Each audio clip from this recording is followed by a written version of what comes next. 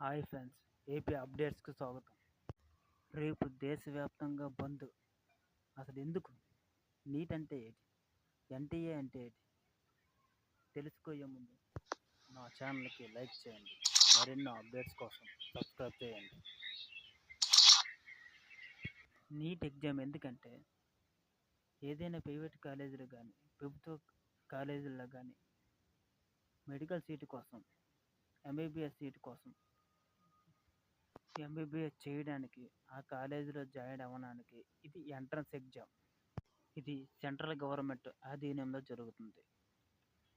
Central government నుంచి NTA అనే national testing agency అనే ఒక ఏజెన్సీ ద్వారా ఈ ఎగ్జామ్స్ను కండక్ట్ చేస్తారు.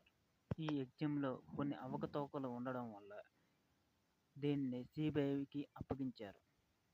సిబిఐ కూడా ఈ ఎగ్జామ్ యొక్క అవకతవకలను నిదానంగా కొనసాగిస్తుందనే ఉద్దేశంతో వివిధ విద్యా సంస్థల యొక్క నేతలు, వివిధ సంఘాలు, వివిధ సంస్థలు అంటే ఎస్ఎఫ్ఐ, ఏఐఎస్ఎఫ్, పీడిఎస్యు, ఎన్ఎస్యుఐ మొదలైనవి.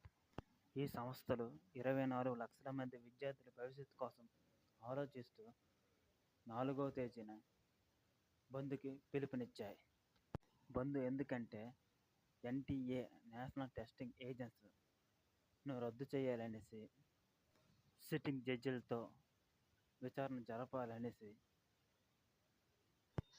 కేంద్ర విద్యాశాఖ మంత్రి దీనిపై ఏదో ఒక నిర్ణయం తెలపాలని ఈ సంస్థలన్నీ కలిపి జూలై 4వ తేదీన దేశవ్యాప్తంగా బంద్కు పిలుపునిచ్చారు.